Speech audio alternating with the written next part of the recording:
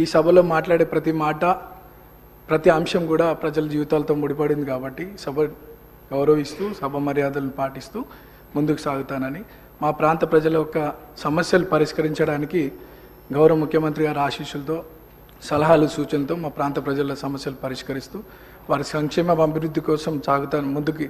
అదే నా లక్ష్యంగా పెట్టుకొని ముందుకు సాగుతానని. అట్లానే మా ప్రాంతంలో కృష్ణానగర్ అనే ఒక ఏరియా ఉంది సార్.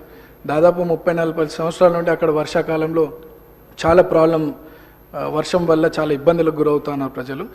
మా మంత్రులు అధికారుల దృష్టికి తీసుకెళ్ళినారు. అది పని కొద్దిగా ఆలస్యం అవుతుంది, తొందరగా పూర్తి చేయాలని ఒకటి సభ ద్వారా కోరుకుంటున్నాను.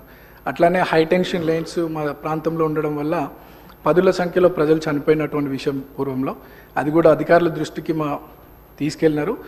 అది కూడా అండర్ గ్రౌండ్ కేబులింగ్ ఫాస్ట్గా చేయిస్తే ఆ ప్రాంత ప్రజలు సురక్షితంగా ఉంటారనేది ఒక సందేశం మీ ద్వారా అందిస్తున్నాను.